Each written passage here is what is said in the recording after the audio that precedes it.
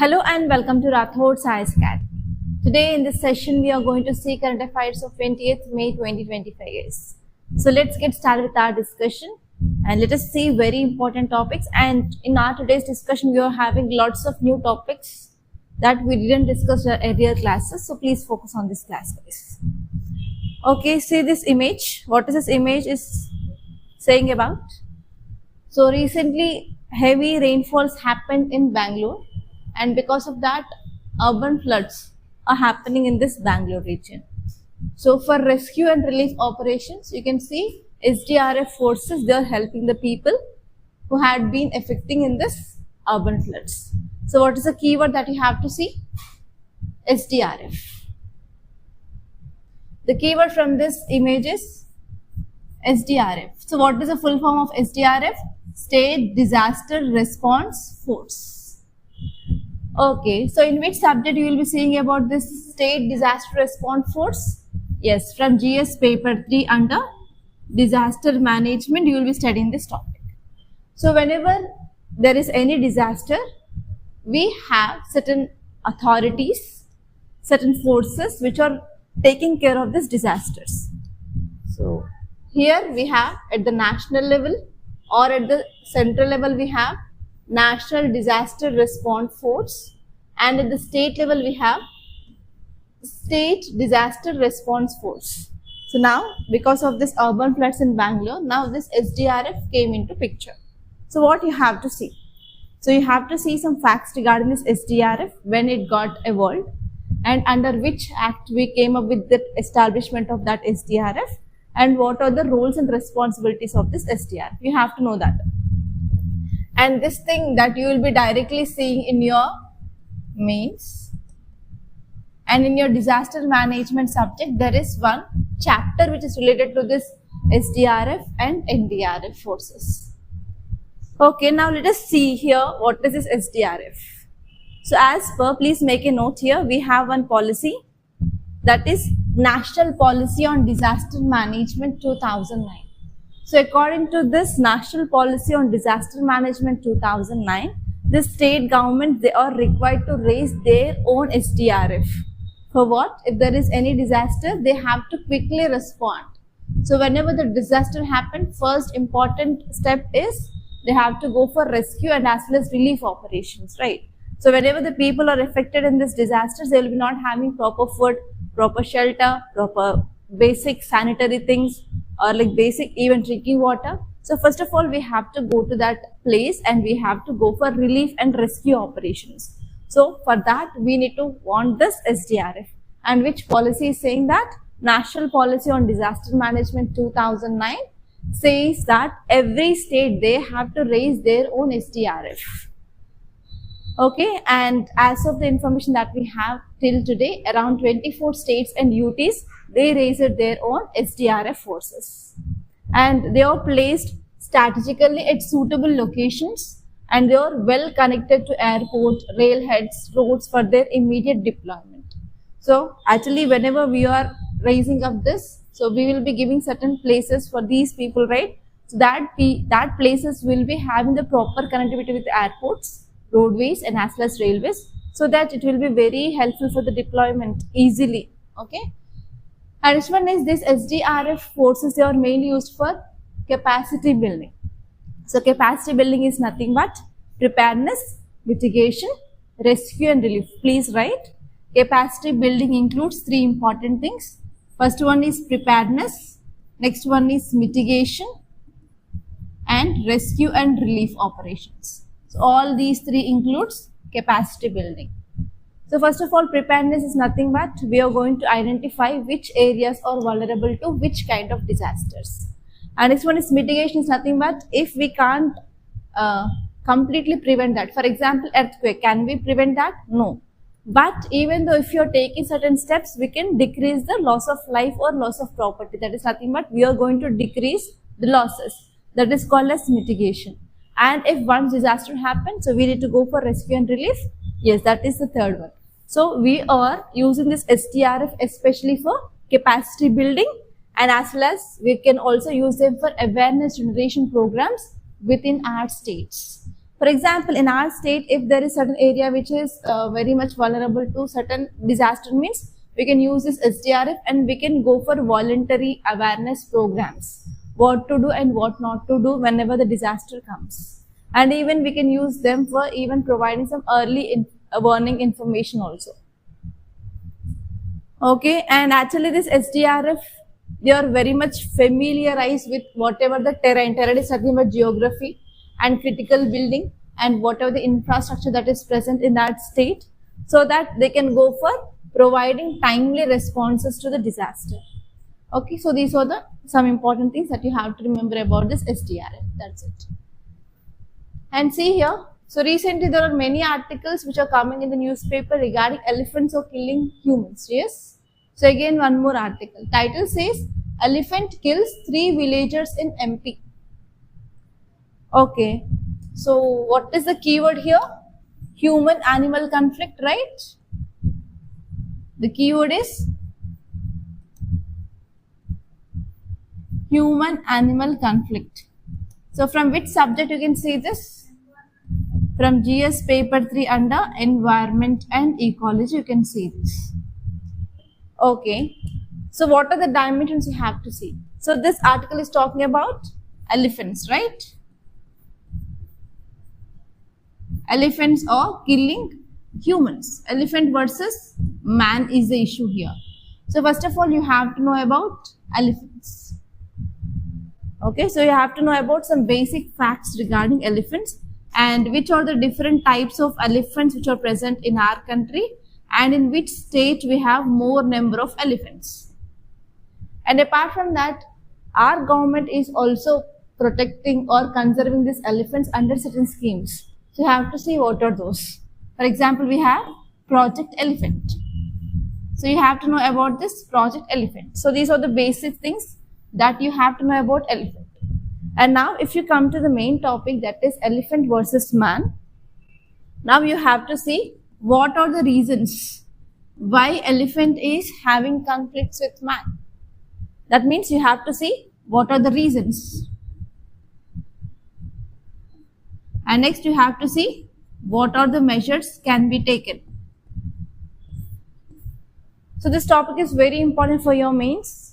Especially you can get question directly from this area. And even in your GS paper 4 ethics also you can get a case study. Because you are writing the same prelims for IAS, IPS and even IFOS, that is Indian Forest Service, right?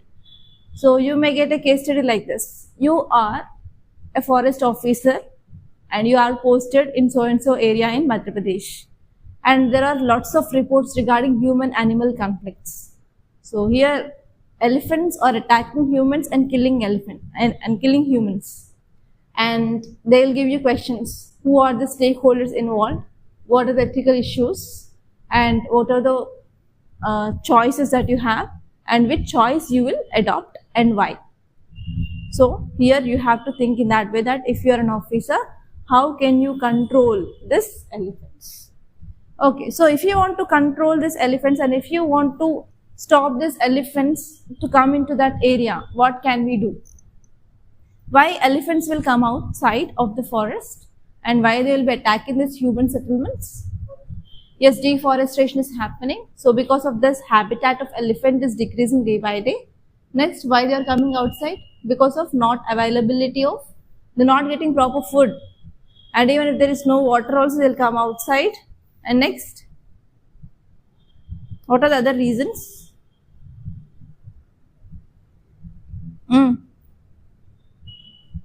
Okay, so do you know elephant is having fear of what? Fear of which sound? Which insect sound? Do you know bee? Bee, honey bee. Bee will make buzz sound, right? So here elephant is having fear of that bee sound.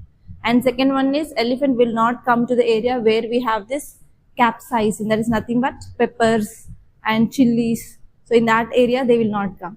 So if you want to give measures, you can give some suggestions regarding, you can make natural barriers by using this chilies or peppers, and even you can create some alternate or artificial sound of bee So actually Assam government came up with this project called as Bee. So in that bee, they created one artificial sound of bee, especially whenever trains come in that area. So they will make this sound so that elephants will not be going for crossing of the tracks. So actually what happens is, because of this movement of trains also, a lot of times you will be getting articles that elephants died. Okay, to prevent this deaths of elephants in this railways, so they are using this bee sound, that is called as Operation Bee.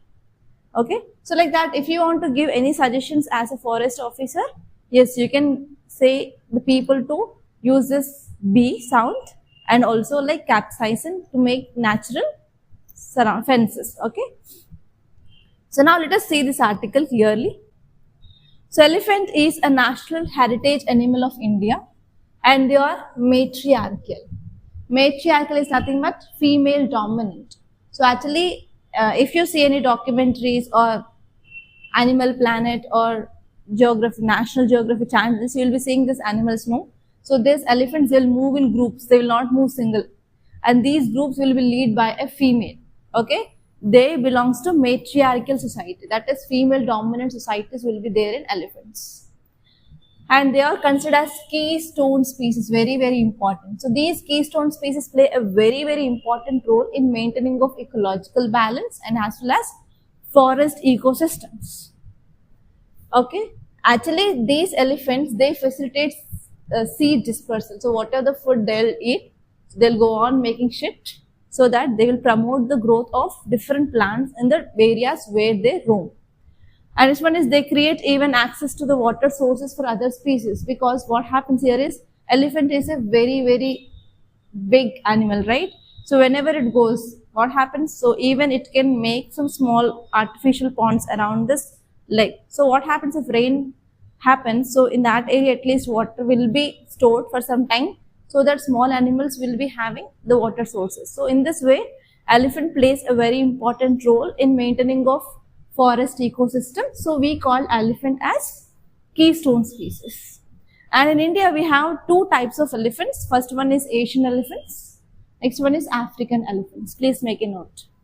So in this African elephants we have two types, African savanna elephants and African forest elephants. So these are the elephants which are present in our India. Okay. So you may get a question like this. African elephants present only in Africa. Is that right?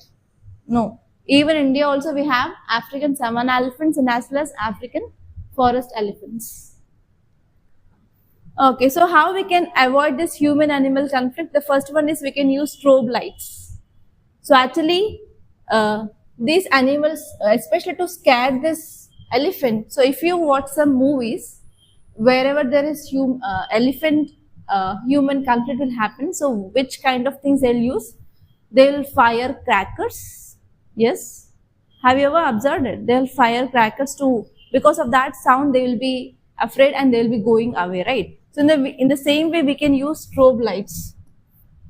Okay, so they are automatic light machines, and this half strobe light and half motion sensor, this machine, the flash beams on the light randomly in all directions, so that to mimic a former in a flashlight. So actually, even if you see, if you are a farmer and if you are from this village background, so you might be knowing that some animals will be attacking these fields during night time, like wild boars will be there and some other nocturnal animals. That means animals which are very active at the night time, they'll come and they'll attack these crops, right? So that time what farmer will do nowadays, they are arranging lights so that they are creating some light there so that these nocturnal animals will not come into that field. Have you observed this, which is happening in the very recent times in the villages? Yes, they are using solar lights, especially batteries, charging lights. Yeah. Yes, now they are using some things, right? They are using technology. So in the same way here, if elephants are coming night time, so we can use this strobe light so that we can divert them. And next one is we can create some natural barriers. As I said, we can have the solutions of making alternate bee sound. Next one is hot peppers and chili peppers, fences we can make. Okay, so that we can avoid this entry of elephants into our habitats. And other than this, we have to go for afforestation, and government need to take proper measures for improving of food availability and also water availability in this elephant corridors. Okay, see the next article, guys. Telangana CM launches solar schemes to benefit tribal farmers. So whenever you are getting especially this kind of schemes, it is very important. Why? Because tribals, they are part of our society or not? Yes, they are part of society. But what are the special characteristics of these tribals where they do live? They live in the forest areas. Whether they are developed economically and socially? No, they are social and economically, they are disadvantaged people. So if you go back to the injustice which is happening to these people, so from modern period onwards, whenever these Britishers enter into our country, so from that time onwards, whenever they started laying of railways, they used to get timber from the forest area, right? So who are living in these forest areas? Tribals. They started exploiting these tribals. So because of this, if you read your modern history, you will read about different tribal movements which happened during Britishers' time, right? Okay, so from that time onwards, so there is a lot of injustice which is happening to these people. So because of this, government is providing certain reservations in education and also in jobs for these people so that we can uplift the society. So in the same way, if your optional is anthropology, that to paper 2, you have this tribal anthropology. There you can use this. And actually tribals are part of our integral society. So from society and social issues also, you can use this article. And this article is talking about one important schemes. Where, in which subject you will be studying about the schemes? In governance from GS paper 2. So this topic is important from 4 to 5 subjects, guys. Okay, so please make note of the scheme. Indira Saura Giri Jala Vikasam. Indira Saura Giri Jala Vikasam. Okay, so how you can use the scheme? So whenever you are writing any answer regarding tribes, can you use the scheme for upliftment of tribes? Telangana state government came up with a scheme. Okay, this scheme is talking about solar pump sets. So whenever you are writing your answer in your economy, it is about how we are promoting this solar equipments. Can we add this? Yes. And whenever you are writing any answer regarding environment and ecology relating to the climate change, like how to decrease this carbon dioxide emissions, can we use this solar pump set scheme? Yes. So in all these areas, just try to use this scheme. Okay. Yes. Now let us see this article. Telangana Chief Minister launched a scheme called as Indira Saura Giri Jala Vikasam scheme in Nagar Karnool district. And write down what is the aim of this scheme is to empower tribal farmers. Write down the important aim of this scheme is to empower tribal farmers by providing solar powered pump sets. By providing solar powered pump sets. So actually why this government came up with this scheme? Because these tribals are living in remote areas. Do they have proper electricity? No. They will be dependent on traditional methods of agriculture, right? So because of this, if government is providing this kind of solar power pump set, is that useful for them or not? Yes, now tell me what are the advantages of this scheme? Empowering of tribals, and they will be also technological advancements in these tribals. Next, agriculture productivity increased or decreased? Agriculture productivity increased. And if agriculture productivity is increasing, what about nutrition in these people? Because tribals or the people, they are having lots of malnutrition, very high. So can we control that? Next.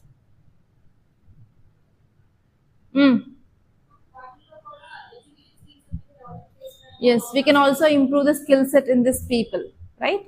So these are the advantages of this scheme. So whenever you are getting any scheme like this, you have to analyze in this way, like what are the advantages and what are the negatives. So now tell me what are the negatives of this scheme or challenges of the scheme? Yes, adopting is one problem because they still now they dependent on the traditional methods. But now if you are giving that also adoption rate, we don't know whether they will be adopting to the full potential or not. That will be the challenge, okay? Yeah, now let us see the facts. Telangana state launches solar irrigation scheme for tribal farmers and that too to boost sustainable agriculture. And they are focusing on empowering of scheduled tribes through land rights and as well as irrigation benefits. And because of the solar pump sets, they are going to irrigate now 6 lakh acres of tribal areas. So that obviously what happens, there will be increasing of agriculture productivity, food availability, and we can address this nutritional problem, and even anemia problem in children and as well as women can be addressed. Okay, and women, they are encouraged to participate in this solar power project as entrepreneurs. So here this project is not only focusing on men, even for women. So whenever you are writing about any answer regarding women empowerment, what are steps taken by the government, can you add this or not? So through this scheme, here government is promoting women self-help groups of tribal areas. Clear? So from that point of view also you can add this case. Okay, so what is the important thing that you have to remember is, so because of this scheme that will lead to economic independence of women. Okay, yeah. Let's say this article, very, very important. British academic says her OCI registration cancelled to challenge move in court. What is the keyword? OCI, that is Overseas Citizen of India. Okay, Overseas Citizen of India is the full form. So please make a note. OCI, Overseas Citizen of India. So from which subject you will be seeing this OCI? From GS paper 2 under polity. So in polity, if you read your Lakshmikant book, you will be having a chapter called as citizenship. So in that citizenship, you have certain articles, Article 5 to Article 11, which talks about the citizenship of India. And there you will be studying that India is promoting only single citizenship, not dual citizenship. Single citizenship, nothing but if you are belonging to any state of our country, you will be getting a citizenship of India, not the citizenship of state of Karnataka or state of Tamil Nadu, not like that. You are citizen of India. But if you go to US, we have different states and we have union. You will be getting two citizenship, to which state you belongs to, and as a whole, American citizenship. But in India, we have only single citizenship. But here we have one more concept called as people of Indian origin. So if Indians, they are going to other countries and settling in other countries, they will be getting this OCI, Overseas Citizens of India. Okay. So here you have to see what is this concept, and you have to see what are the features. And here this title of this article is saying that Indian government removed OCI citizenship for so and so person, right? So here you have to see when it can be removed. When it can be removed. So on this you may get prelims based questions. You have to be very much careful. And already previous years UPSC papers, if you go through that in prelims, they already gave question regarding this OCI. Okay, now let us see this clearly. So OCI card holders, actually this scheme introduced in year 2005. Please make a note, OCI scheme introduced in 2005 by amending Citizenship Act of 1955. So if you are reading citizenship, which act is telling about citizenship of India? That is Citizenship Act of 1955. And in 2005, we made certain amendments to that act and we introduced this OCI. So who are eligible for this OCI? Any foreign national except national of Pakistan or Bangladesh. Please make a note. Any foreign nationals except Pakistan and Bangladesh, they are eligible under this. But what is the criteria? So criteria, the first criteria here is who was a citizen of India at the time or any time after 1950, 26 January. Okay, so if they are earlier citizen of India, if they shifted to any other country, they will be getting this OCI. And who are eligible to become a citizen of India. So if they are having any eligibility criteria to become citizen of India, then they will get this. Or who belong to a territory that became part of India. If we got any territory from other country, if they are belonging to that so and so territory, now it became the part of India. Now they are eligible to get this OCI. Or next one is who is a child or who is a grandchild or who is a great grandchild of citizens of India, they can get that OCI. And even who is a minor child of such persons mentioned above, then they will be also eligible. And even a spouse of foreign origin, for example, Indian citizen who married other countries guy, then they will be also getting this OCI card. But who will not get this OCI? Very, very important. So on not thing UPSC will be focusing more. Okay, foreign military personnels who are either in service or who are either retired, they are not entitled to get this OCI. Very important. Foreign military personnels who are in service or who are retired, they will be not entitled. Okay, and how there will be cancellation happens. So our central government has the entire power to remove this OCI. So in which conditions? First one is if they are getting OCI through fraud, then their OCI will be getting cancelled. And this one is within 5 years of registration. If that person has sentenced to imprisonment for 2 years or more, then again their OCI will be cancelled. And next one here is on the interest of sovereignty and security of India, they will be getting cancelled. And this one is if any person who got this OCI, if they violated the provisions of Citizenship Act of 1955, then they will be cancelling this. The present case is actually that person is PSIR faculty like that. So she started posting some videos. So because of this, it is having threat for our sovereignty and security of India. So on this ground, yes, the OCI had been cancelled for that so and so person. Okay. Yeah, now let us see the next article. See this. Amit Shah launches E0 FIR initiative. Please make a note, E0 FIR initiative. So keyword is E0 FIR. So recently zero FIR is in news. Be aware of that. Zero FIR. So what is FIR? Who wants to become IPS? FIR. First, information. Information or investigation? Information or investigation. Okay. So what is zero FIR? Zero FIR. Zero means no value. Zero FIR. Any idea? Yes. So do you know? Do you watch movies? So if there is any crime happen, so if you want to go to police station and if you want to file an FIR there or give the complaint, they'll say this crime happened place not comes under our police station. Have you heard this?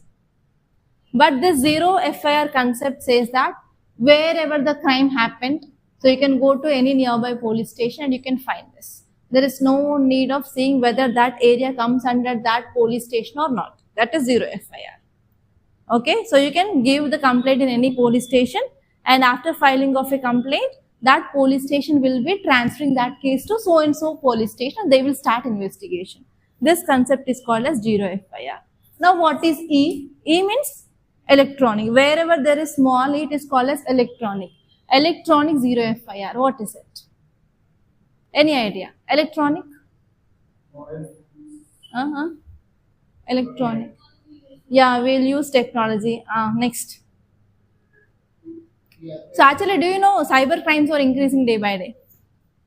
Yes, cyber crimes are increasing at a very high number. Why? What is the reason? Because of increased use of technology, because of increased use of mobile phones, and even because of especially in rural areas, they don't have proper awareness of not sharing of OTPs, not sharing the links or pressing of links, anything. So what is happening? Bank accounts are becoming nil, right? There is a transferring of money from one account to another account without our notice is happening, right? So because of this, people, they are losing lots of money. So here, especially regarding cyber attacks, we have a national-wide database called as I4C. So if you are filing your FIR or complaint in this I4C, it will convert into this E0 FIR. So as soon as possible that complaint will be registered and they'll start investigation so that there will be decreasing of loss of theft of money. Okay, so this concept is called zero FIR. Right here, to combat cyber crimes. E0 FIR is to combat cyber crimes. So from which subject we can say this, guys? Tell me. From GS paper 2 under governance, and cyber attacks comes under our internal security threat, right? Yes, from GS paper 3 under internal security also we can say this. Okay, so what are the points you have to see? Actually, it is not full-fledgedly implemented so far. Only we came up with the pilot based in Delhi area. Okay, so you have to say what is zero FIR first. And next one is what is E0 FIR. And next, which authority is implementing this as of now. So only see those three areas. Then this topic is important from your mains and also prelims.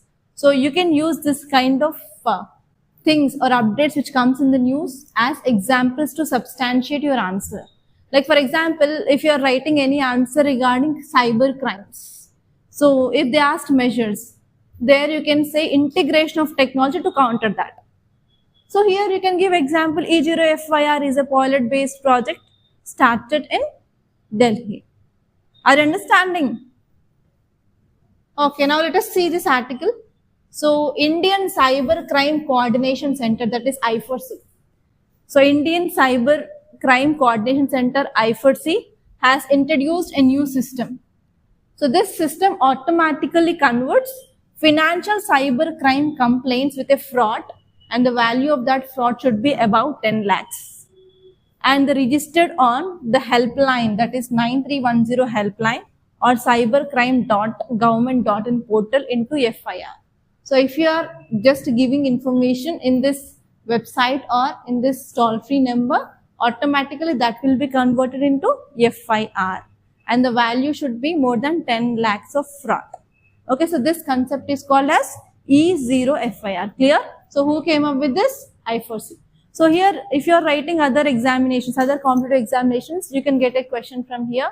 So recently recently E0 FIR initiative is in use. Which of the following organization came up with this? That is I4C. It is related to combating of cyber crimes. Okay, let us see some other points which are given in this article. So this initiative launched by which ministry? Union Home Ministry. Very important. Please make a note. Union Home Ministry, and it is on pilot basis. Pilot basis nothing but test and try basis in Delhi. And this system will drive investigations to swiftly check down on cyber criminals. Okay, that is a thing, nothing more than that. So see about zero FIR. So zero FIR is nothing but first investigation report that is registered irrespective of the area where the offence commit. So where the offence commit, irrespective of that place, we are going and we are filing a case. So the police in such cases, they can no longer claim that they have no jurisdiction. Okay, this will not comes under my area. It is not coming under my area. So police should not say that now. So whoever comes to police station to lodge the complaints, they have to take the complaints, and then they have to see under which police station it comes, and they have to shift the case there to start investigation. Okay, and if you see some facts regarding this I4C, it has been established under Ministry of Home Affairs, and it is a national level, and is a national level nodal point against cyber crime in our country. Okay, that is the thing. And actually this I4C brings together academia, industry, public, government for prevention, detection, and as well as investigation and prosecution of cyber crimes. Okay, so see this article, next article. Report reveals delayed wages are a key factor to mismatch between MG Narega's coverage delivery. So what is another scheme which they are talking about here? MG Narega. Okay, so what is the full form? Mahatma Gandhi National Rural Employment Guarantee Scheme. In which year it came up? 2005. What is the scheme is about? 100 days of compulsory work which is given for rural areas, and they'll be getting minimum wages, and what work they do? Unskilled work like labor work they'll give. Okay, so here I already gave you the work of making list of schemes. There I said some challenges. Can you add one more challenge? There is delayed wages. Okay, that's it. So you have to see some important facts regarding this scheme and what problem they are saying. There is delayed wages. That's it. And say this article old and unsafe. Cities must undertake fire safety audit for their old buildings. So what happened? Why this article is in news? Yeah, fire accident in where? In Telangana. In which area? In Hyderabad, Old City. Okay, have you been to this old city near Charminar? No, it is even tourist place. No, even this Miss World contestants, they went to this Charminar, I think 2 days ago. You didn't go? Karnataka is, you have to go and visit that kind of places. Okay, so actually this is near Charminar, right? So if you go to that area, so what things that you find there? The people who visited there? Very, very congested area and very high traffic. And do they have proper infrastructure? No. And crowd? Full crowd. Okay, very, very populated area, right? So actually this article is saying that, so this area is a mixture of tradition, mixture of commerce. You can see mostly that area is very much famous for textile. You can get cloths on wholesale prices. It's famous for that. And not only that, Charminar is very famous for bangles, especially ladies related shopping is very famous near this Charminar and that whole Madina market. So actually this article is saying that this area is a mixture of history because we have a tourist site that's called as Charminar there, and we have a lot of tradition and we have lots of economic activities which mainly go there. And especially in this area, we have lots of entrepreneurs and talented craftsmen and business people and different classes of people, they are present there. But the problem here is whatever the buildings they are there, they are of very, very old time.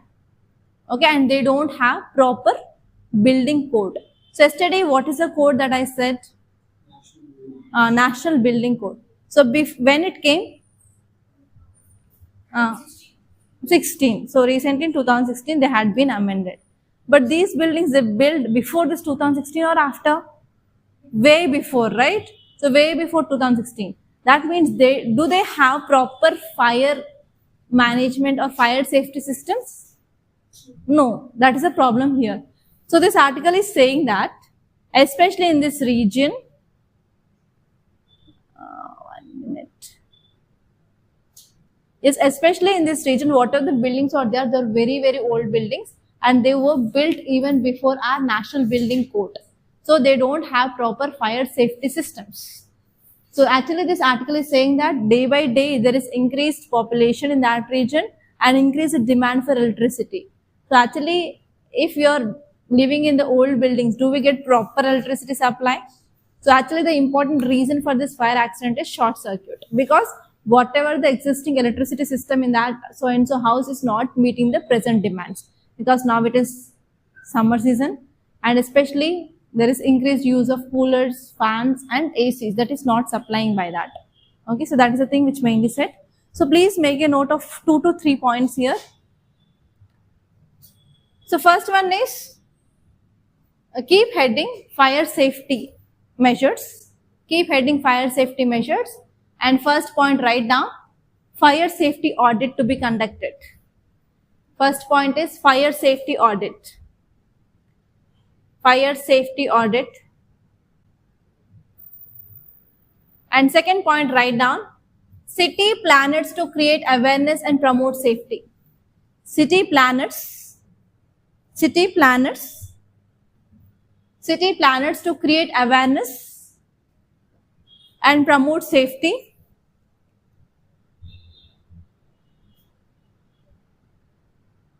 Next one, create more access and exit points. Create more access and exit points. Create more access and exit points.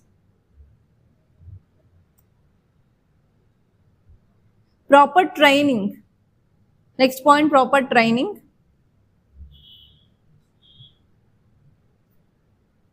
Last point, neighborhood should act as volunteer fire champions. Neighbor should act as volunteer fire champions. Okay, neighbor should act volunteer fire champions. Okay, whenever you are writing any answer regarding fire accidents, how we have to mitigate that, in that measures, try to add these 5 very good points. So if you are adding this kind of keywords, obviously you will be getting good marks. Okay. So these are the things that you have to see. That's it. Yeah, see the next article. The ongoing oil price tensions. Okay, from which countries we will be getting oil, crude oil? Arab countries. What is the grouping called as? Grouping of countries which produce oil. Any idea? OPEC. OPEC. So please write down OPEC. It is nothing but Organization of Petroleum Exporting Countries. OPEC. OPEC. Organization of Petroleum Exporting Countries. And not only OPEC. So actually OPEC contains 12 countries. Okay, but later on other countries also started extracting this oil and they also started exporting. And that OPEC converted into OPEC plus. OPEC to OPEC plus, write down. OPEC.